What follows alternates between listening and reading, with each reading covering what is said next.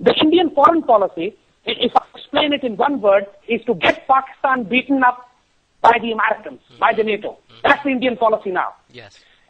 Or you could say the Indians want to fight to the last American. You see?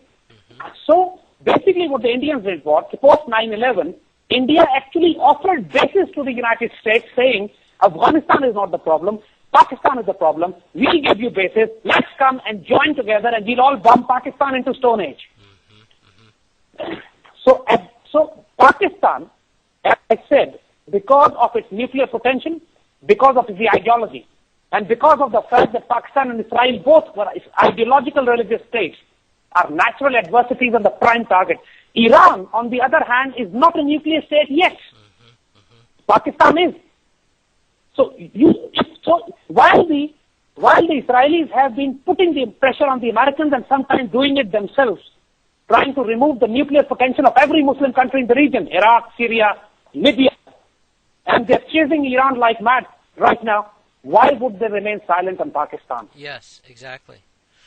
They're not. They're not silent on Pakistan. Let me ask you this. Pakistan is a nuclear. Yeah. Let me ask you this, Zaid, because I knew as soon as we went into Afghanistan and that these operations had expanded to start, these bombings, these drone attacks into Pakistan.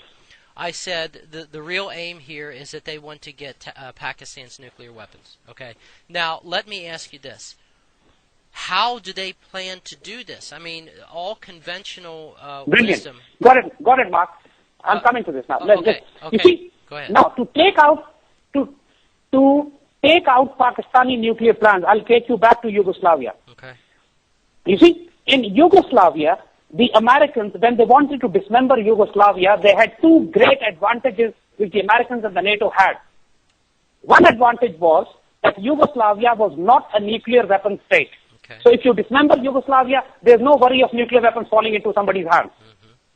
And second is that the American and the NATO supply line did not go through Yugoslavia. The Americans were based, their fleet was based in the Adriatic Sea or the different countries of Europe, and from there they could interfere into Yugoslavia without actually being dependent on the Yugoslavia theater of war itself. See? But in Pakistan, they have these two great disadvantages.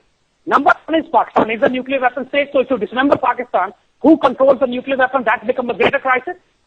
And second is the NATO supply line still goes through Pakistan into Afghanistan. So that means if the NATO supply in Pakistan is blocked, the entire NATO military operations in Afghanistan would come to a standstill. In fact, the Americans and the NATO would be butchered without fuel, without weapons, without ammunition, and then the Taliban would do with them what the Afghan Mujahideen did with the Soviets. So with this problem, Americans had a different game plan. For Pakistan, they did exactly what they did to the Yugoslavia as plan A. The plan A said, suppose they bring in a corrupt and incompetent government in Pakistan. You see, Musharraf was American ally. Right. Why did they have to replace Musharraf with Zardari? Because Musharraf still was a military man, and Pakistan military was very uncomfortable with this arrangement, what the Americans were doing in the region. Army had understood the American games something by 2005, 2006. And Army had put the pressure on Musharraf not to succumb to the Americans anymore. So Musharraf, despite the fact that Musharraf had practically given to the Americans since 2001 till 2006, but beyond that, there's not much he could do to please or appease the Americans. So that's where the Americans decided to replace him with even more corrupt and incompetent regime of People's Party.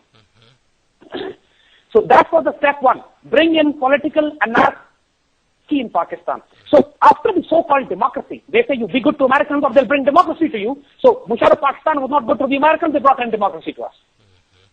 Okay?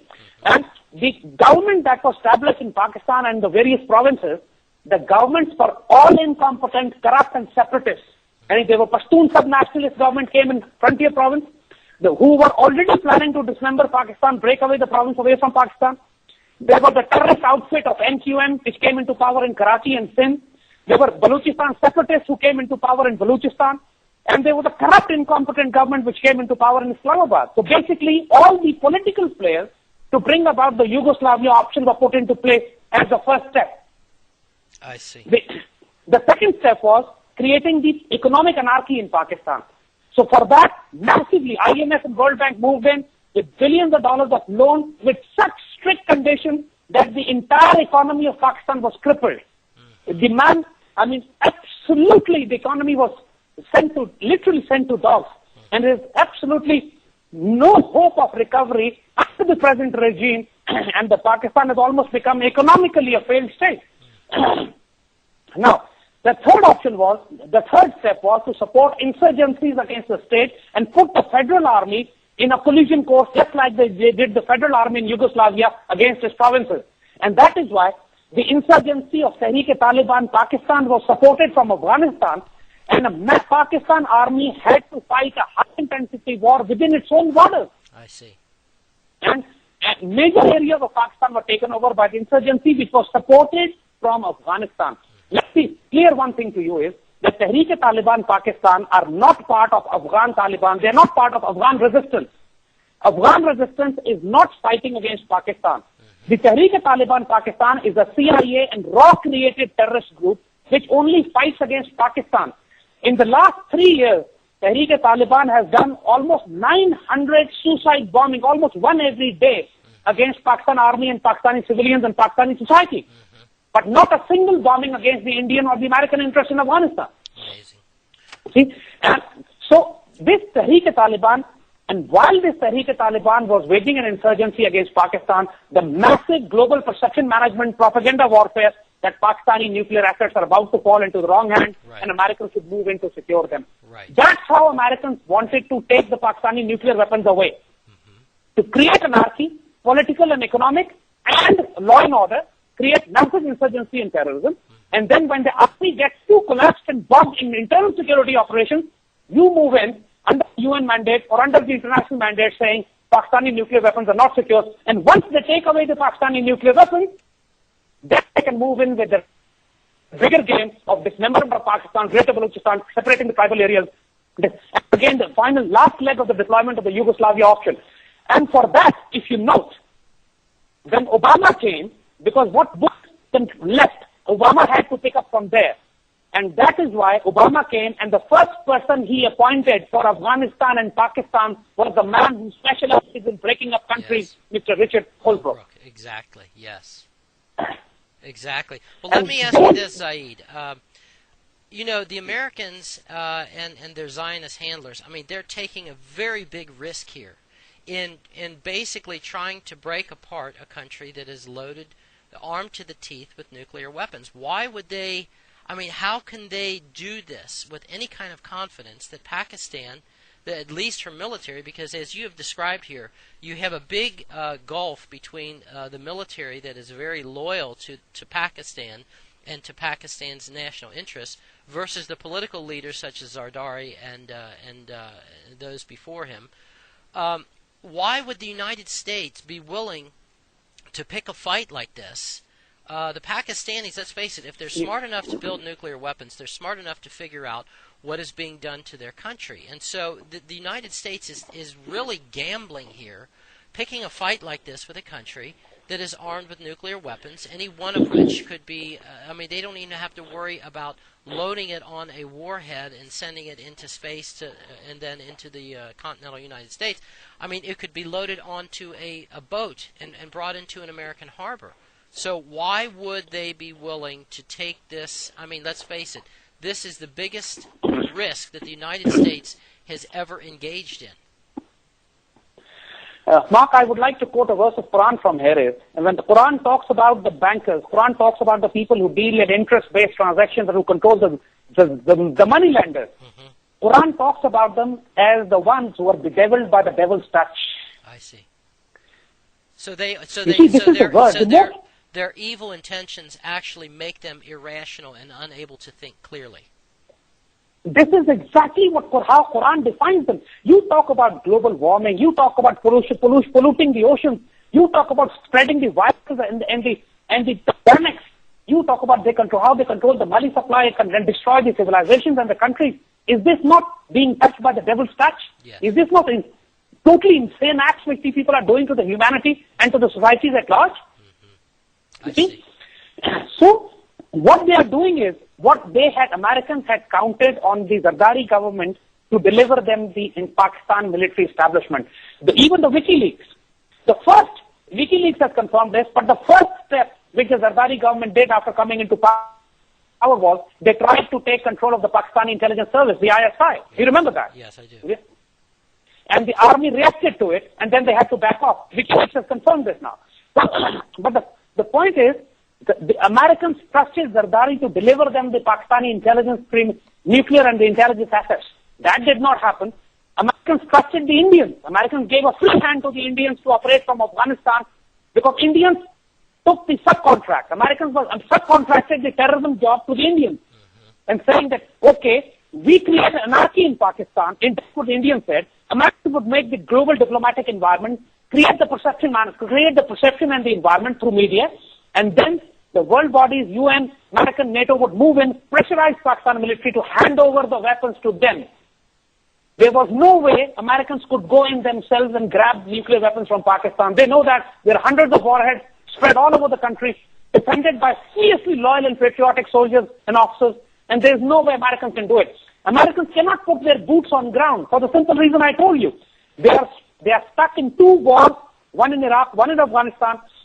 They have absolutely zero reserves left to fight another war against an Islamic nuclear-armed country, and their supply line goes through Pakistan. Pakistan army has recently shown its teeth to the Americans by blocking the NATO supply line. You remember that? Yes. And for the first time in 10 years, you saw the American ambassadors, the American generals down on their knees begging Pakistanis and apologizing. You know? And now when the Americans know that even if they want some kind of peace deal in Afghanistan with Taliban, some kind of power sharing arrangement, some kind of breakup of Afghanistan, they still need Pakistan to negotiate with the Afghan resistance. And what Pakistanis are doing now is, what Pakistan military is doing now is while we are fighting the insurgency against us, Pakistan is not fighting a war against the Afghan resistance. Right. Because that's why the Americans want Pakistan army to wage operations in North Waziristan, tribal region. And that's where some Afghan networks are there. But Pakistan is not going against those regions simply because Pakistan knows that sooner or later Americans will leave this region, or they'll be forced to leave from this region. So why should Pakistan destroy its entire credibility, image, and relationship with the Afghan people? You can't change your neighbors. These people have to live in our neighborhood forever. You see? So, and the point is that Pakistan has today the capacity, will, means, capability to do with the Americans what we did with the Soviets. The entire Soviet war, I was part of it.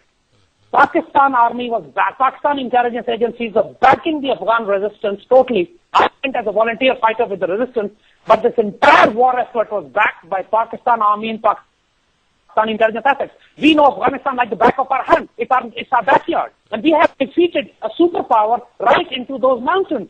And we can do it again. And the Americans know this now. So there is no way the American military can push Pakistan. And these are the major setbacks for the Zionist policy in the region. American supply lines are still under control of Pakistan. We can block them anytime we want. The major insurgencies which they had created in Pakistan have been beaten down, crushed. The back has been broken. Pakistan army has regained control of the entire region, where the insurgency has almost gone wild. And now Pakistan is aggressively in a position to dictate terms even to the Americans. And this is a dilemma for them. Now the entire American game in the Eurasian region is at a halt. They're a completely confused state. That's why you find McChrystal resigning, because McChrystal was criticizing the political leadership simply because as a soldier he could see that he is stuck in an unwinnable war, while the politicians are pushing him for more casualties, more war, more bloodbath. The situation is... Yeah. Go ahead. No, you go ahead, Zaid. Yes, please. Yes, please. If we could, no, I'd like you to finish up what you were just saying. I know you were coming to a conclusion there, and then I want to switch gears for just a moment and ask you about Iran. So please just go ahead and finish up your thought that you were about to make before I cut in. So the point is, you see, in Pakistan right now, there is a massive uprising. There is a massive